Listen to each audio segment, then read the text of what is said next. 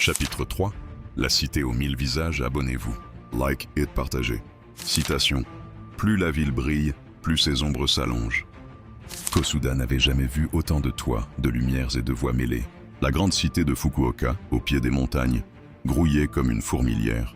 Les odeurs de nourriture, de sueur et de fer se mélangeaient dans l'air. Chaque visage semblait raconter une histoire, mais cacher un secret. Les marchés. En traversant le marché principal, Kosuda observait des étals débordant de fruits, de lames et d'étoffes. Pourtant, au détour d'une ruelle, il remarqua un enfant voler un morceau de pain et se faire frapper par un marchand. Sans hésiter, Kosuda s'interposa. Proverbe, on ne mesure pas la valeur d'un homme à ce qu'il possède, mais à ce qu'il protège. Il aida l'enfant à se relever et paya le pain de sa propre bourse.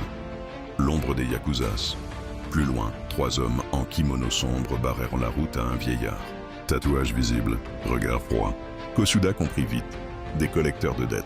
Il saisit la main de celui qui allait frapper. Son poignet craqua. Citation. La force ne fait pas de toi un tyran, sauf si tu choisis de frapper vers le bas.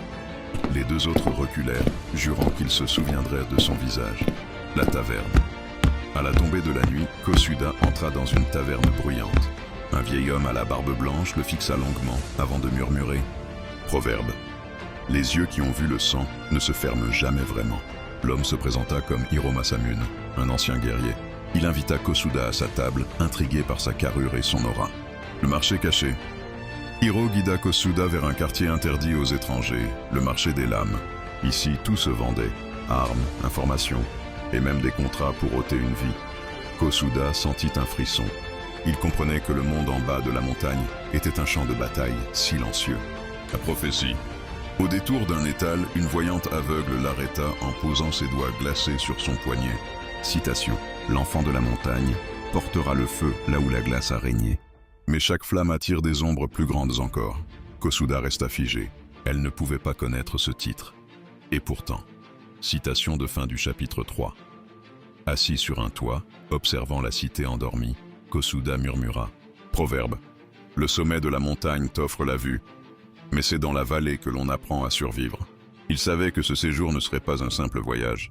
C'était le début d'une guerre invisible. Si tu as aimé, abonne-toi, like et partagez. Maintenant, les choses commencent pour Kosuda Yamada. Inspiré par Khalid Thiam, 2025.